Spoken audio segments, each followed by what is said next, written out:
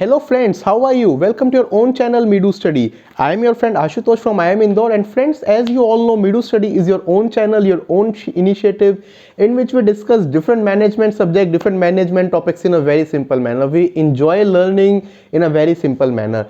We have, my friends, 5 different modules in Midu Study for management learning. We had videos on marketing in our marketing module, then OM module, which is on operations management, organizational behavior or OB module, SM strategic management module, and today's video is in our HRM or human resource management module. It is the 11th video, my dear friends, in the topic of competency mapping. Let me just tell you a brief what we have already covered. So in our first 10 videos we have discussed about what human resource management HRM is all about. Then we moved to human resource planning, which was HRP, different techniques of demand forecasting, supply forecasting, bridging the gap. Then we discussed about job description JD and job specification JS. Then went towards recruitment selection. After we selected a person, we did the induction and orientation of the individual. Now he is a part of organization. Now we come to the next stage, which is competency mapping. We will cover this topic in 2 videos, my dear friends. Today's video on competency mapping, and after this our next video will be on assessment centers. So this chapter is in 2 videos. Let us start with excitement. First of all, introduction to competency. So what competency is all about? Competency is a set of knowledge, skills or behavior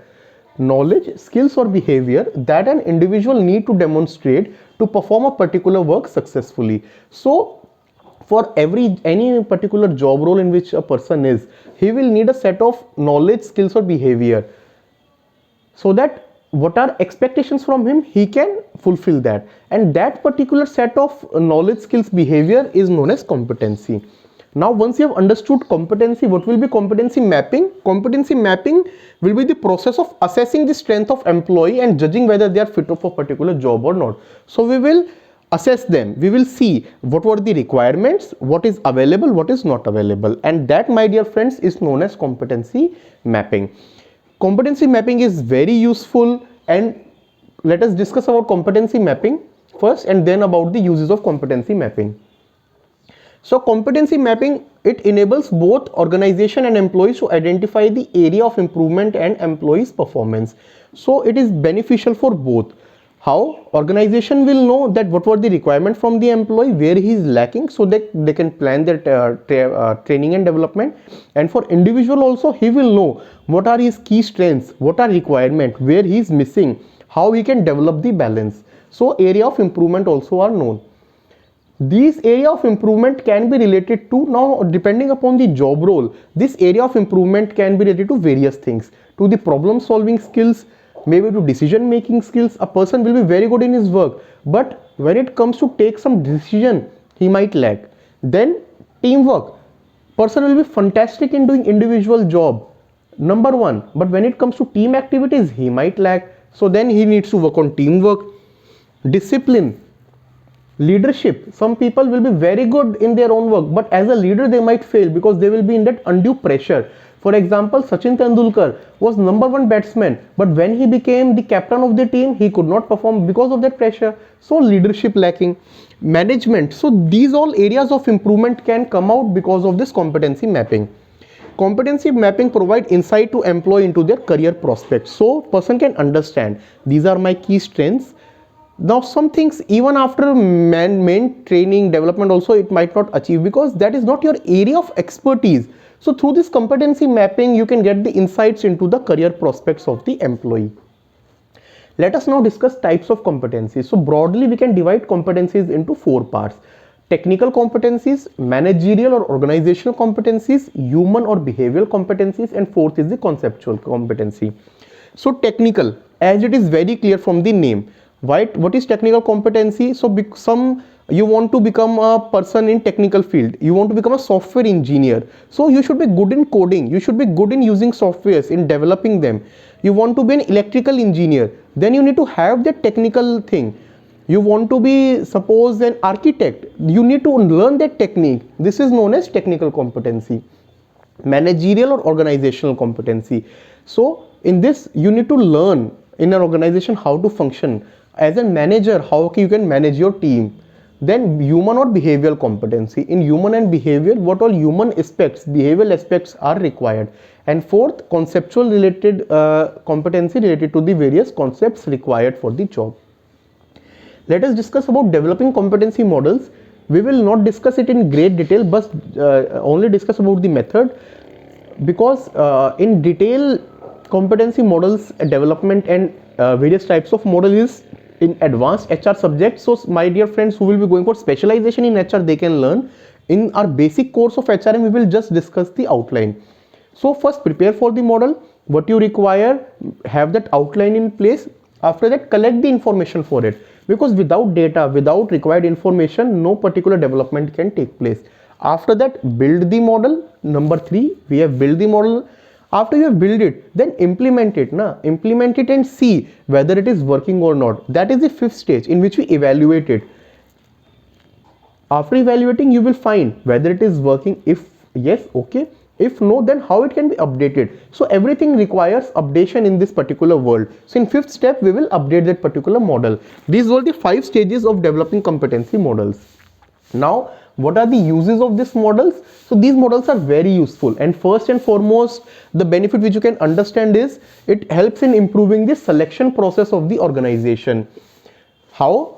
They are assessing the competencies of candidate, and we know for a particular job some skill set is required. Now map between these two. What are the skills he has? What are the requirements which are there for that particular job? Matching, yes. Select him for the organization. If no, select a better candidate. These models help in performance appraisal.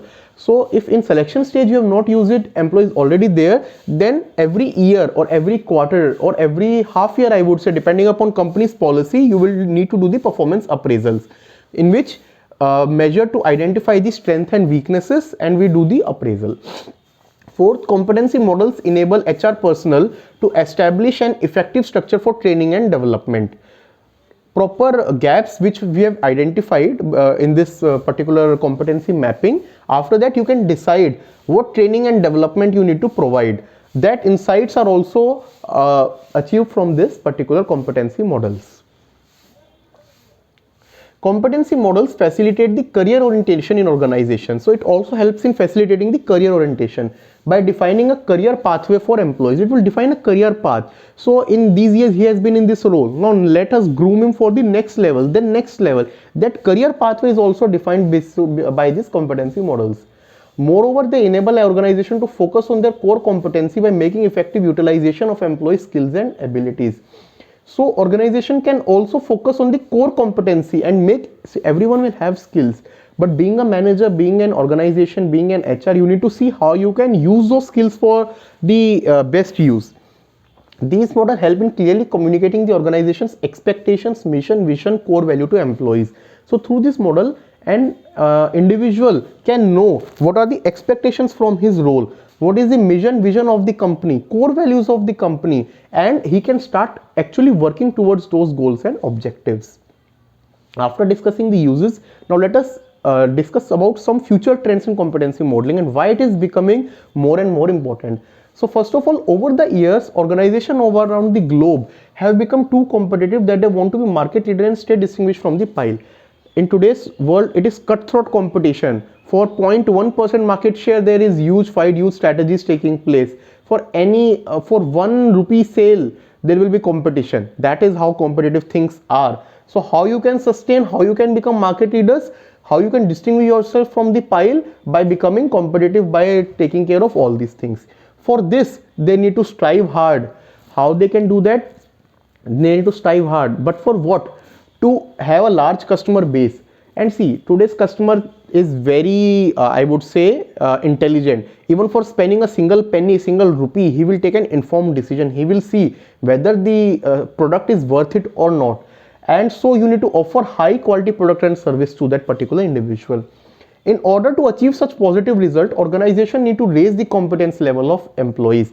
So to sustain this cutthroat environment, that can only be possible if your proper people resources are in place and the competence level are up to the mark.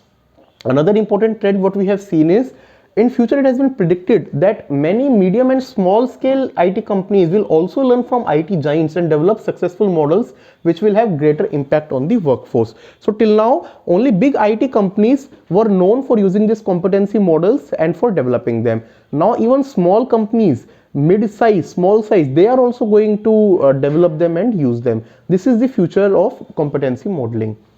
This was the first video of this chapter, my dear friends. As I told you, in next video we will discuss the next part of it, which is about assessment center. We will learn how we can use this center, what comprise of assessment center, and how it can be developed and used.